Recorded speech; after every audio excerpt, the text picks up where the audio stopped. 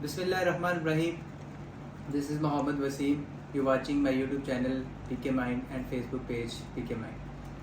अगर आप दुबई में जॉब करना चाहते हैं या दुबई में मूव करना चाहते हैं, क्योंकि ये बहुत से ही लोगों का कॉमन क्वेश्चन है आजकल मुझसे। अक्सर मेरे दोस्त, मेरे जानने वाले, क्योंकि मेरा थोड़ा यूनिवर्सिटी से बैकग्राउंड था, यूनिवर्सिटी में भी जॉब थी, तो सब यही समझते हैं। और पाकिस्तान की कंडीशन भी है कि सारे लोग मूव करना चाहते हैं, बाहर निकलना चाहते हैं, जॉब करना चाहते हैं। तो डेली ना मुझे इस तरह के क्वेश्चन, इस तरह के मैसेजेस आते हैं कि वसीम भाई हमें भी बताया जाए, हम भी दुबई में आना चाहते हैं। तो मैंने सोचा चले थोड़ी सी वीडियो बना लेते हैं और वीडियो में ना सबको ही क्लैरिटी सारी चीज़ों की दे देते हैं। तो मेरा वीडियो बनाने का यही मकसद है कि आपको जॉब हंटिंग के बारे में बताया जाए, कॉस्ट के बारे में बताया जाए कि दुबई में कितनी कॉस्ट आपकी आ सकती है। इस वीडियो में हम 3-4 चीज़ों पर बात करेंगे। सबसे पहले तो हम बात करेंगे कि आपकी दुबई आने की कॉस्ट कितनी है। दूसरे नंबर पे आप दुबई में जॉब कितनी देर में सर्च कर सकते हैं। तीसरे नंबर पे ये है कि आपकी सैलरी रेंज क्या होती है और ये अप्रॉक्सीमेटली कितना टाइम ड्यूरेशन होता है इन चीज़ों का, सारी चीज़ों को लेकर।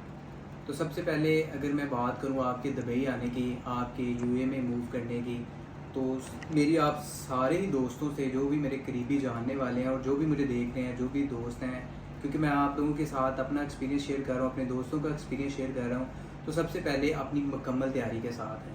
आप एक इंटरनेशनल मार्केट में जा रहे हैं, आपने मुंह उठा के इंटरनेशनल मार्केट में नहीं आ जाना। आपने ये नहीं करना कि चलें जी उधर जाते हैं जॉब तो वहाँ पे दरख्तों के साथ लगी है, हमें भी मिल जाएगी, कौन सा कोई मसला इतना बड़ा है। यहाँ पे आप एक इंटरनेशनल मार्केट में आ रहे हैं, आपका तकरीबन पूरी ही इंटरनेशनल मार्केट के साथ कंपटीशन है, पूरी दुनिया से लोग आए हुए हैं।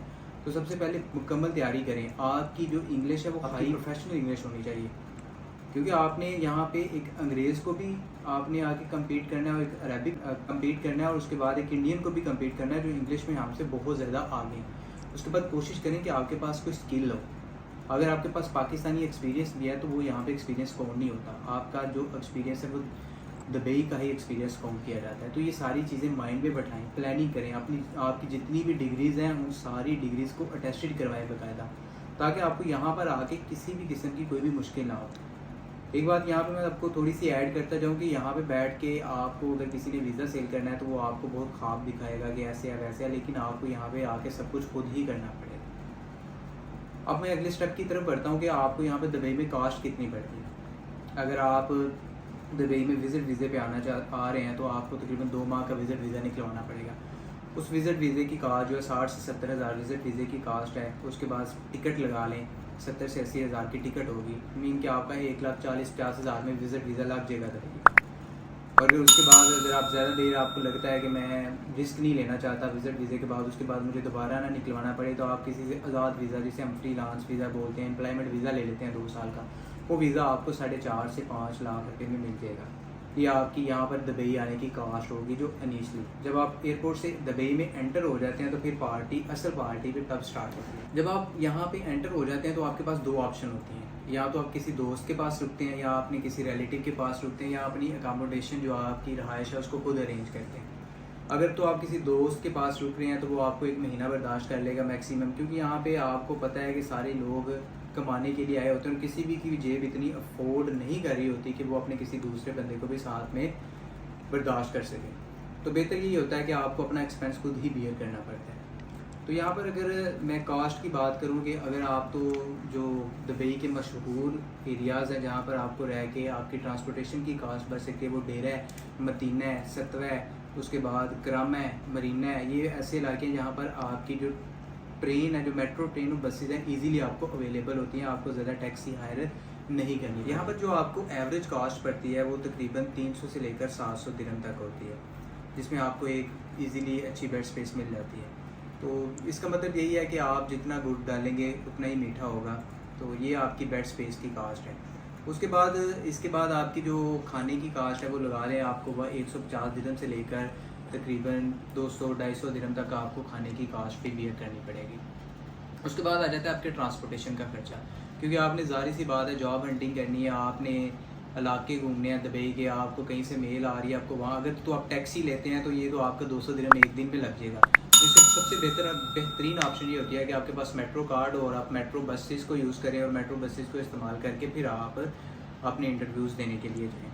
तो ये आपकी तीसरी कास्ट है। चौथी कास्ट इसमें ये है कि आप यही नहीं सोच रहे आपकी यही कास्ट है, उसके अलावा भी आप किसी दोस्त के पास बैठते हैं, आपकी मोबाइल सिम का खर्चा, आपके दूसरे खर्चे हैं, ये भी सोच रहे हम लगा लें। मीन्स कि अगर मैं सारी कास्ट को टोटल करूं तो यहाँ पर दुबई में रहते हुए आपको तकरीबन 70,000 से लेकर 1,20,30,000 तक आपको पर मंथ की कास्ट पड़ सकती है। तो इस चीज़ को माइंड में सामने रखें, इतने पैसे साथ लेकर आएँ कि आप 2 या 3 माह तक ईजीली सर्वाइव कर सकें। हो सकता है कि आपकी जॉब की जो टाइम ड्यूरेशन है वो 1 वीक हो, 2 वीक हो, 1 महीना हो, 2 महीने हो, 3 महीने, इससे ज़्यादा भी लग सकता है। मतलब प्लानिंग आपके पास plan A, plan B, plan C, ये सारी चीज़ें शामिल होनी। अब जो नेक्स्ट बात है वो ये है कि जॉब कितनी देर में मिलती है और कैसे जॉब गेन करनी है। अगर तो आपके पास प्रॉपर नेटवर्किंग है, आपका रेफरेंस के जानने वाले हाई पोजीशंस पे बैठे हुए हैं, तो आपको जॉब गेन करने में थोड़ी आप इजीली मतलब कि आपको पता चलेगा कि कैसे अप्लाई करना है, आपके इंटरव्यू इजीली करवाए जाएंगे। लेकिन दूसरा ऑप्शन, अगर आपके पास नेटवर्किंग नहीं है तो जाहिर सी बात है कि आपको खुद ही सर्च करना पड़ेगा। उसके लिए ये है कि आपको ऑनलाइन अप्लाई करना है। आपके पास यहाँ पे जो फिजिकल सीवी का कंसेप्ट है वो बिल्कुल ख़त्म हो गया, क्योंकि दुबई की स्ट्रेटजी है 2020 से कि पेपरलेस है। अब आपने जो भी करना है ऑनलाइन ही यहाँ पे अप्लाई करना है। तो ऑनलाइन अप्लाई करने आप किसी कंपनी में अप्लाई करते हैं तो थोड़ा सा टाइम लगता है। बेहतरीन ऑप्शन है कि आप लिंक्डइन के ज़रिए अप्लाई करें, डूबिजल के ज़रिए अप्लाई करें, और सबसे जो बेस्ट ऑप्शन है आप कंपनीज़ की साइट पे डायरेक्ट जाएं, कैरियर्स पे जाके डायरेक्ट अप्लाई करें, ये सबसे बेहतरीन ऑप्शन। उसके बाद जो यहाँ पे अक्सर लोगों को फेस करना पड़ता है, लोग फेसबुक को देख के या छोटे मोटे ऐड को देख कर अप्लाई करते हैं, अगले दिन ही बंदे को मेल आ जाती है, बंदा बड़ा एक्साइटेड होता है, कहता है लो जी मेल आ गया, सुबह मेरा इंटरव्यू है। इंटरव्यू देने जाता है, जो नया बंदा होता है उसको वो कहते हैं जी आपकी परसों से जॉब स्टार्ट है, आपने करना है कि हमें 500 दिरहम जो प्रोसेसिंग फ़ीस है, रजिस्ट्रेशन फ़ीस देनी है। नया बंदा उनको इजीली पैसे दे देता है, बस वो पैसे लेने के बाद फिर वो गायब हो जाते हैं, फिर वो आपकी जॉब शॉप में ड्रामे ही होते हैं। तो अगर आपको यहाँ पर कोई भी पैसों का डिमांड करता है तो बिल्कुल भी उसे पैसे ना दें, क्योंकि 100% स्कैम होता है। आपने किसी को कोई भी पैसा नहीं देना।